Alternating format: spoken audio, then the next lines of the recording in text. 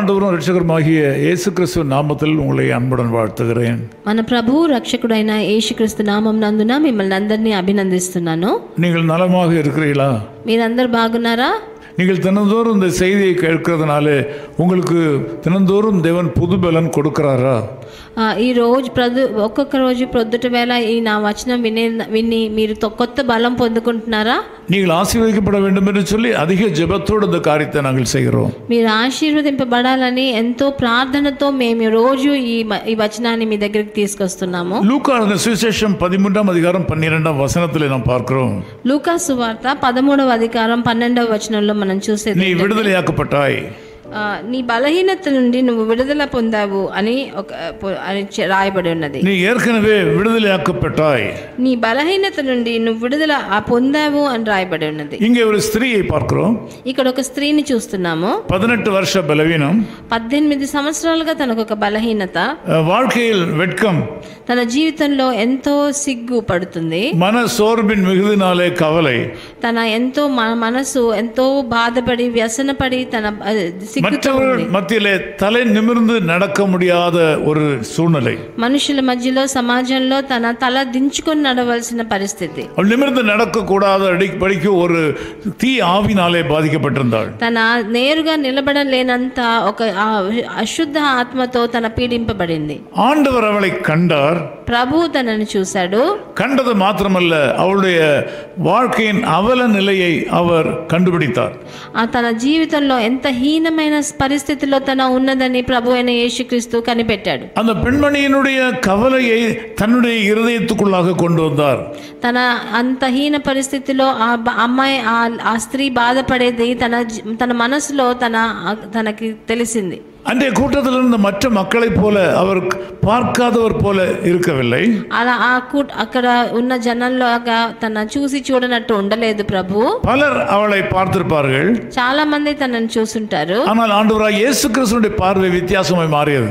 కానీ ప్రభు అయిన యేసుక్రీస్తు చూపు మటుకు వ్యత్యాసమైనది. அவர் அவளை கூப்பிட்டார், తనని పిలిచాడు, ఆ స్త్రీని நீ சுகத்தை கொடுத்தார், తనకి స్వస్థతని ప్రసాదించాడు. அவருடைய வாழ்க்கையோட அற்புதத்தை கொடுத்து செய்து அதிசயத்தை செய்தார். తన జీవితంలో ఒక అద్భుతాన్ని అతిశయాన్ని చేసి ఆ రోజు తనను ఆశీర్వదించాడు. ஆண்டவர் அவளை சுகப்படுத்தினார். ప్రభు అయిన యేసుక్రీస్తు తనకి స్వస్థతనిచ్చాడు. இந்த காலவேளையில நீங்களும் கூட விதமாக கூனி குறுகி போய் இருக்கிறீங்களா?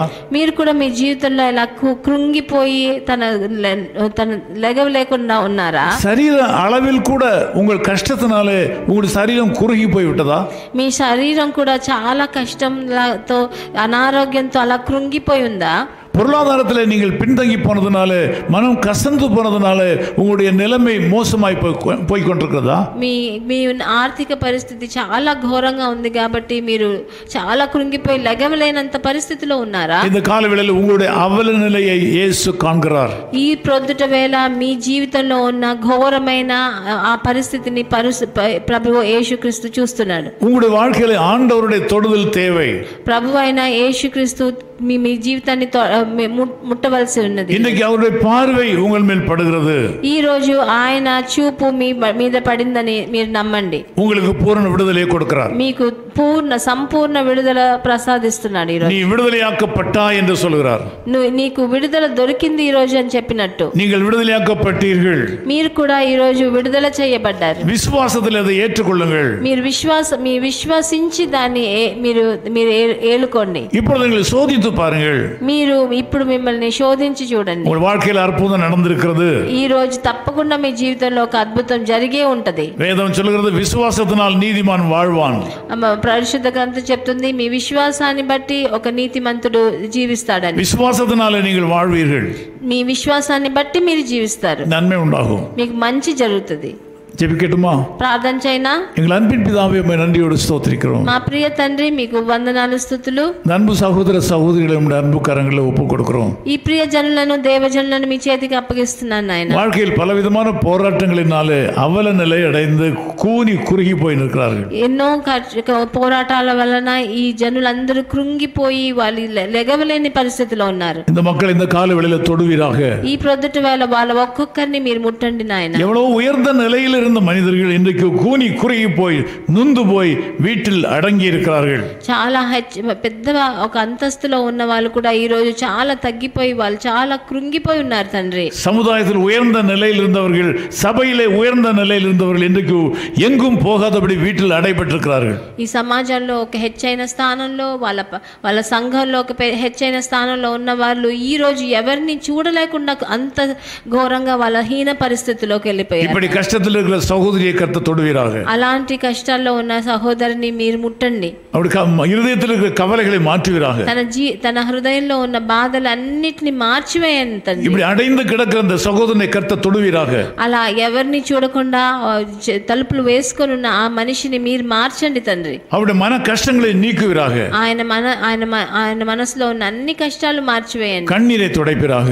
వాళ్ళందరి కన్నీటిని మీరు తుడవండి తండ్రి. యేసు క్రీస్తుவின் நாமத்தில் ஜெபிக்கிறோம் பிதாவே. ప్రభువైన యేసుక్రీస్తు నామమునందున వేడుకుంటాం నాయనా. ஆமென். ஆமென். விடுதலை நாயகன் வெற்றியை தருகிறார், எனக்குள்ளே இருக்கிறார், என்னே ஆனந்தம். நான் ஆடி பாடி மகிழ்வேன், தினமாடி ஆடி துதிப்பேன், எங்கும் ஓடி ஓடி சொல்லுவேன், என் இயேசு ஜீவிக்கிறார், என் இயேசு ஜீவிக்கிறார்.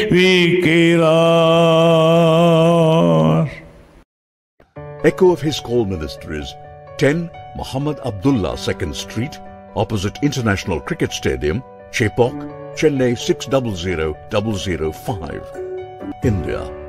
Phone 9144-2852-8282.